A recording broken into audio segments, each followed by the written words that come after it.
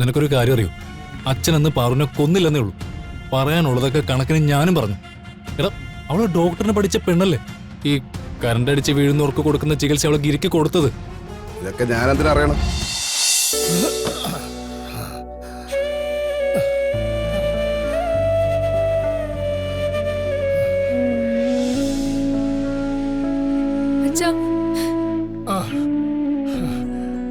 അച്ഛന്റെ പൊണ്ണുകളൂടെ ഒന്നിരിക്കേ. അച്ഛൻ ഇത് എന്ത് ഭാവിച്ചാ? രാവിലെ ഒന്നും കഴിച്ചിട്ടില്ല, ഉച്ചയ്ക്ക് ഒന്നും കഴിച്ചില്ല, രാത്രി അത്താഴം കഴിക്കാൻ വിളിച്ചപ്പോ അതിനും വന്നില്ല. എന്താ അച്ഛാ ഇങ്ങനെ? ചോദിച്ചതിന് മറുപടി ഇല്ലേ? ഞാൻ പുറത്തുനിന്ന് കഴിച്ചിട്ടാ ഉള്ള വന്നത്. അതിന്റെ മുഖത്ത് നോക്കി പറഞ്ഞേ, പറയാൻ. നിന്നോട് ഞാൻ എങ്ങനെയാ മോളെ കള്ളം പറയുന്നത്? നീ എന്റെ പൊന്നു മോളല്ലേ. അപ്പൊ ഇതുവരെ ഒന്നും കഴിച്ചിട്ടില്ല, അതുകൊണ്ടാ ഞാൻ കഞ്ഞിയും കൊണ്ട് വന്നത്.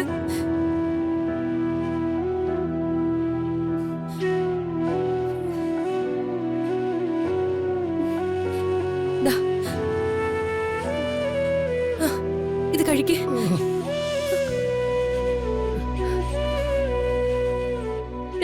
വെറുതെ കള്ളു മാത്രം കുടിച്ചോണ്ടിരുന്നാലേ പെട്ടെന്ന് മേളിലേക്ക് പോണ്ടി വരും. എനിക്കൊന്നും വേണ്ട മോളെ, കഴിച്ചാ ഇറങ്ങൂല. പോട്ടെ, പെട്ടെന്നങ്ങ് തട്ടിപ്പോട്ടെ. ഞാനൊക്കെ ചത്തുപോയ ആർക്കാ ചെയ്യുന്നത്? അല്ലെങ്കിൽ തന്നെ ഞാൻ ജീവിച്ചിരുന്നിട്ട് ആർക്കാ ഗുണം?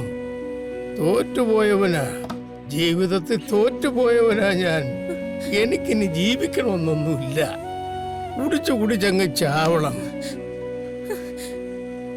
അച്ഛനോട് പലവട്ടം ഞാൻ പറഞ്ഞിട്ടുണ്ട് ഈ വക വർത്താനം പറയരുതെന്ന്. എന്തിനാ എപ്പോഴും ഇങ്ങനെ ചാന്തനെ കുറിച്ച് പറയുന്നത്? അച്ഛൻ ഇവിടെ ആർക്കും വേണ്ടി ഒന്നും ചെയ്യണ്ട. പക്ഷെ അച്ഛനെ ഞങ്ങൾക്ക് വേണം. എന്നും എപ്പോഴും അച്ഛൻ ഞങ്ങൾക്കൊപ്പം വേണം. അതിനുവേണ്ടിയാ കുടിക്കരുതെന്ന് പറയുന്നത്. പക്ഷെ ആര് കേൾക്കാൻ? നിർത്തണമെന്നുണ്ട് മോളെ, പക്ഷെ നടക്കുന്നില്ല. മനസ്സിൽ തോന്നിയിട്ട് കാര്യമില്ല, അത് നിർത്താൻ ശ്രമിക്കണം. ഞാൻ നോക്കാം. ഏതായാലും നാളത്തെ കാര്യം ഓർത്ത് മോള് പേടിക്കണ്ട. നാളെ ഏതായാലും അച്ഛൻ കുടിക്കില്ല. സത്യമാണോ അച്ഛൻ ഈ പറയുന്നത്? സത്യം. നാളെ രത്നയുടെ പെണ്ണുകാണ ചടങ്ങല്ലേ, അവിടെ അച്ഛൻ കുടിച്ചോണ്ട് വന്നാലേ ശരിയാവില്ല. ആ ബോധമൊക്കെ ഉണ്ട് അച്ഛന്.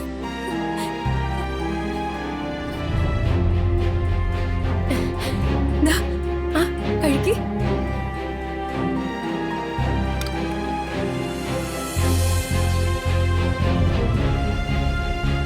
അതെ, ഒരു സന്തോഷമുള്ള കാര്യം പറയാൻ വേണ്ടി വന്നാ. ഇന്നെന്റെ രത്നമോളെ കാണാൻ ഒരു കൂട്ടർ വരുന്നുണ്ട്. നല്ല കാര്യങ്ങളൊന്നും നിങ്ങളോട് പറയാൻ പാടില്ലാത്തതാണ്. പക്ഷേ ഇക്കാര്യം നിങ്ങൾ അറിയണം.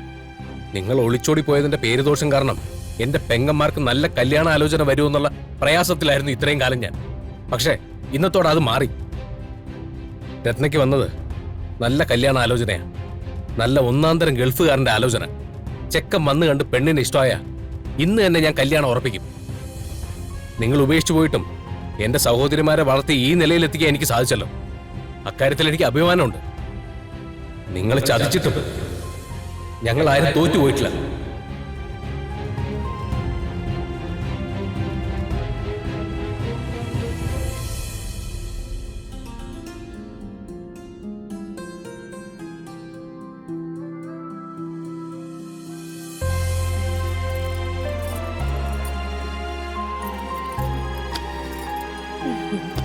റാണി എങ്ങനെ കെട്ടിക്കൊടുക്കണമെന്ന് ഞാൻ പറഞ്ഞുതരാം.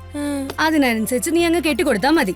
അതെ, കൂടുതൽ നിർദ്ദേശമൊന്നും വേണ്ട. എനിക്കറിയാം കേട്ടോ എന്റെ ചേച്ചി എങ്ങനെ സുന്ദരിയാക്കണമെന്ന്. ചേച്ചിയെ കണ്ട ചെക്കൻ അപ്പൊ തന്നെ ലൈക്ക് ആവണം. നമ്മുടെ ചേച്ചിയെ കണ്ട ആർക്കാ ഇഷ്ടാവാത്ത? കുഞ്ഞി, കിന്നാരം പറഞ്ഞോണ്ട് നിൽക്കാതെ നീ ആ മുല്ലപ്പൂ ഇങ്ങെടുത്തേ. ആ,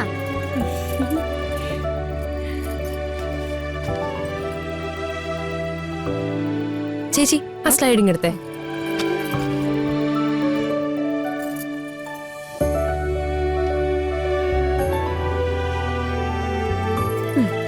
ചേച്ചി, ചേച്ചിക്ക് എന്തു പറ്റി? ഹലോ, സ്വപ്നം കാണാണോ? Dream dream. എന്താ എന്താ ചോദിച്ചേ? സ്വപ്നം കാണുവാണോ എന്നാ ചോദിച്ചത്. അയ്യോ, ചെക്കൻ വന്ന് പെണ്ണ് കണ്ടിട്ടില്ല. അപ്പൊ തന്നെ എന്തൊക്കെ ആലോചനകള്.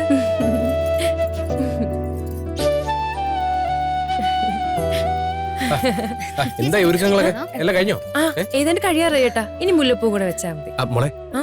ചായയും പലഹാരവും ഒക്കെ എടുത്തു വെക്കണം. ആ അതൊക്കെ ഞാൻ എടുത്തു ആ, വെക്കാം. ചെല്ല്. ദാ, ചേച്ചി ഇതാ. ഞാനൊന്ന് അടുക്കള വരെ പോയിട്ട് നീ അടുക്കളയിൽ പോവായിരിക്കും അല്ലേ? എന്തിന്? ആ ആ അടുക്കളയിൽ ഇരിക്കുന്ന പലഹാരം മുഴുവൻ എടുത്ത് വിഴുങ്ങാൻ. പലഹാരോ? ഞാനോ? ഞാൻ തന്നെ. നീ പോണ്ട, ഇവിടെ നിന്നാ മതി.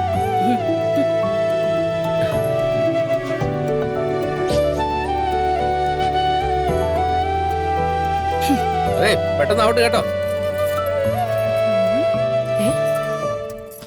മുല്ലപ്പൂ എവിടെ? ദേ ഇവിടെ ഉണ്ട്. ഓ ഇങ്ങോട്ട് തന്നെ. എനിക്കറിയാം. ഞാൻ വെച്ചോളാം, നിനക്കറിയില്ല. പോ.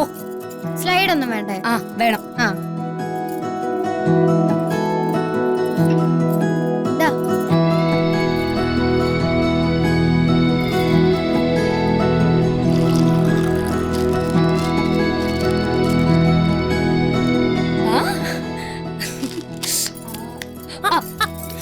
അവിടെ ഇട്, അവിടെ ഇട്. ഇതിൽ നിന്നൊന്നും എടുത്ത് കഴിക്കാൻ വിചാരിക്കണ്ട. ഏതായാലും പെണ്ണ് കാണാൻ വരുന്നവർ ഇതൊന്നും തിന്നീർക്കാൻ പോകുന്നില്ല. ഇതെല്ലാം എനിക്കുള്ളതാ. അവർ പെണ്ണ് കണ്ടിട്ട് പെട്ടെന്ന് അങ്ങ് പോയാ മതിയായിരുന്നു. ആ,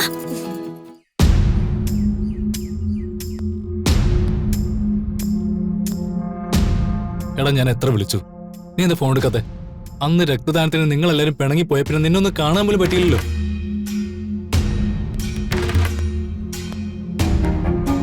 എടാ കുഞ്ഞമ്മൂന്റെ സൈറ്റില് 5 ലോഡ് എംസാൻഡ് വേണ്ടി വരും.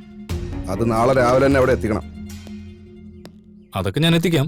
നീ ഞാൻ ചോദിച്ചതിന് മറുപടി പറ. നീ എന്താ ഞാൻ വിളിച്ചിട്ട് എടുക്കാത്തെ? പുതിയ ടിപ്പർ വാങ്ങാനുള്ള എന്റെ ഫണ്ട് റെഡിയാ. അത് എപ്പോ വേണമെന്ന് പറഞ്ഞാൽ മതി, അക്കൗണ്ട് ഇട്ടേക്കാം. എടാ എടാ ബിസിനസ്സും കച്ചവടമൊക്കെ അവിടെ നിൽക്കട്ടെ. നീ ഇപ്പോഴും പിണക്കത്തിലാണോ? നിന്റെ പിണക്കും ഇതുവരെ മാറിയില്ലേ? എന്റെ പൊന്ന് ചങ്ങാതി, നിന്റെ ഈ ബലം പിടുത്തൊന്ന് മതിയാക്ക്. നമ്മൾ തമ്മിൽ എന്തിനാടായി പിണക്കം? അതിനും മാത്രം ഞാൻ എന്താ ചെയ്തേ?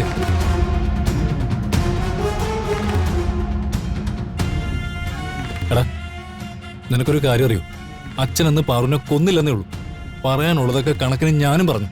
എടാ അവള് ഡോക്ടറിന് പഠിച്ച പെണ്ണല്ലേ. ഈ കറണ്ട് അടിച്ച് വീഴുന്നവർക്ക് കൊടുക്കുന്ന ചികിത്സ അവളെ ഗിരിക്ക് കൊടുത്തത്. ഇതൊക്കെ ഞാൻ എന്തിനാ അറിയണം? എടാ നിന്റെ മനസ്സിനെ അലട്ടുന്ന പ്രശ്നം ഇതല്ലേ? അത് നീ പറയാതെ തന്നെ എനിക്ക് മനസ്സിലാവും. അല്ലെങ്കിൽ സ്വന്തം മകളെ നീ ന്യായീകരിക്കല്ലേ ഉള്ളൂ. ഞാൻ എന്ത് ന്യായീകരിച്ചു എന്ന് വാസ്തവമാണ് ഞാൻ പറഞ്ഞത്. അല്ലാതെ ഗിരിയും പാർവതിയും തമ്മിൽ ഒന്നുമില്ല.